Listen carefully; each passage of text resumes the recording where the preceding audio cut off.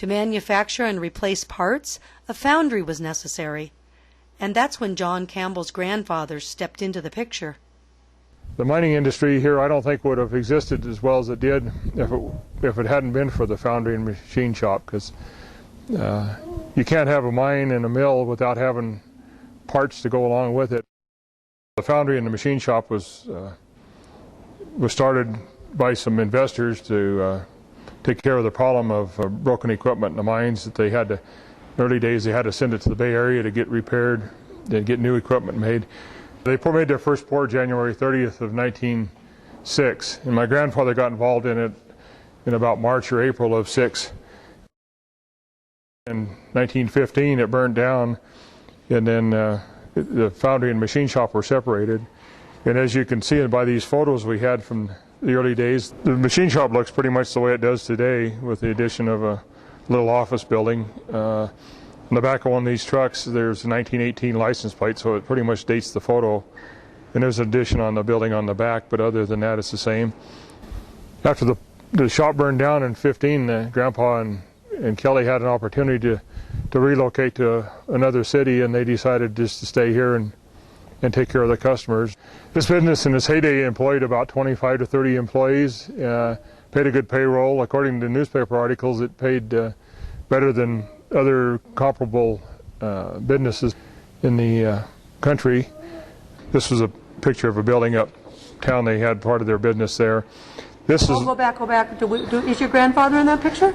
No, it was some other gentleman. I think maybe a customer or just the guys that come by to shoot the breeze during the day. This other photo is from our location here, looking back towards the machine shop. So you can, as you can tell, it's pretty much the same what it was then.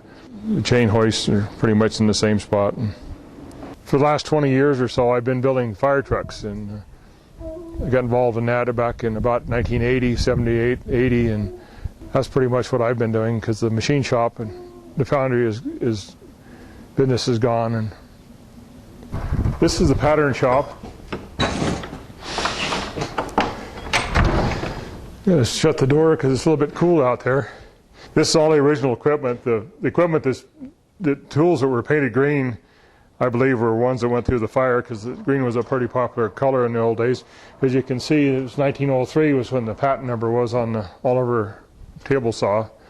And there's a planer and a bandsaw, and then over in the corner is a drill press and a wood lathe. The pattern maker had himself and sometimes one helper.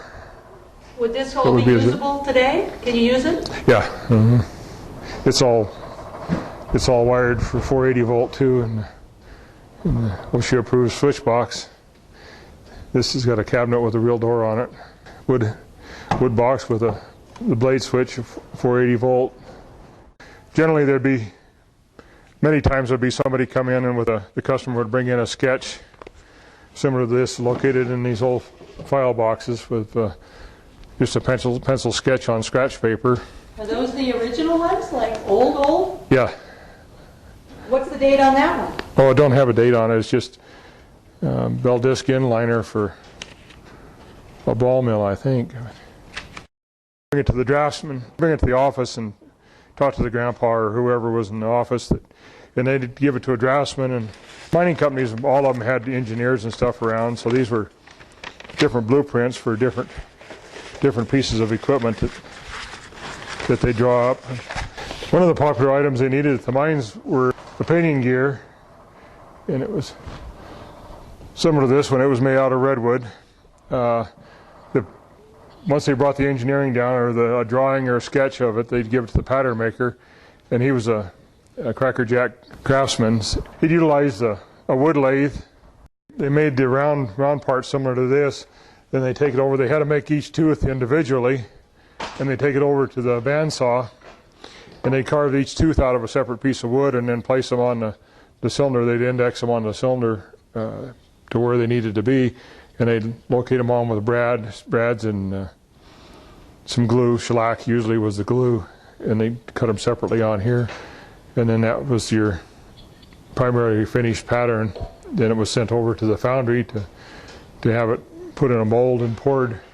In the early days, before forklifts and before anything else, the iron and the coke was to fire the cupola. It was fired with coke, and it was brought in on a little mine car on this little trestle up to the second floor up here, and they fed the cupola from up there. So many pounds of coke to so many pounds of iron for the pours they needed to make. The coke originally came from Belgium because it was cleaner. It didn't have as much sulfur in it as the U.S. coke. So it came from, they loaded on ships and brought it around to Cape Horn from South America and into San Francisco and brought it over on the railroad to Tonopah to run it through the foundry. This is the entrance to the foundry. As you can see, it's got a wheelbarrow board there. The iron cupola is on my left side here. That's a cupola for iron cupola. It's for melting iron, cast iron. Like they manufactured an engine, overhead valve engine here years ago that they put in Hupmobiles and then used for power units. This is the blower. It's got a roots blower. It was for blowing air to keep to melt the iron in the cupola. These were oil-fired furnaces to melt brass and aluminum. As you can see, this is fire clay, and these got hot enough to melt brass and aluminum. And you can see by the board there that it set fire to it a few times also. This is a bigger lathe. They call it a bull lathe that would turn 8 feet in diameter, and they use it for their larger castings. Sometimes they put their pump castings on here to do the machine work on the mating surfaces, or like a shiv wheel for a mine or something. They'd put it in here and do the machine work to it. But it was one of the bigger pieces of equipment. This is the second electric refrigerator that came to Tonopah. The guy that ran the hardware store got the first one, and Grandpa got the second one. So, as you can see, one of the old boys left his hat here after his day at work, and also somebody left their shoe here. I don't have any idea who would have had a small enough foot to fit that, but it could have been one of the relatives, or it goes from past times that are still hanging around. I also think these old timers that used to work here were shorter than I am also. Do you bump into things? Yeah, some of the control boards are all about a foot too long. I came along and I had to saw a few of them off so I could walk around without bumping our heads. Down at the other end here, there were some old molding boxes that have been around since the 30s that were rammed up and never poured or used. And we'll go take a look at those. This pattern I'm carrying would now have been placed in a molding box similar to what we're going to look at here. These are metal boxes. A lot of them were sand boxes, or wooden frame boxes. This pattern would have been set down in some sand, and then the sand was tapped around it, and then this would be pulled out. This is just molding sand. They purchased it originally, and then later on they dug it out from sagebrush down here by Miller's down in the flat. It was clean sand, and generally they wanted sand that didn't have any vegetation in it, so and once it made it through a couple of pours, the vegetation would have been burned out of it.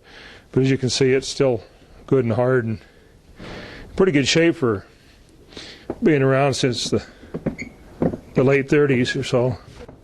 And then you'd pour the iron in the one hole, and it would come up on the other hole, and then when they got around to, after it cooled, they'd pull these apart and break the sand away from it, and it would leave an iron or brass or aluminum shaped gear similar to that.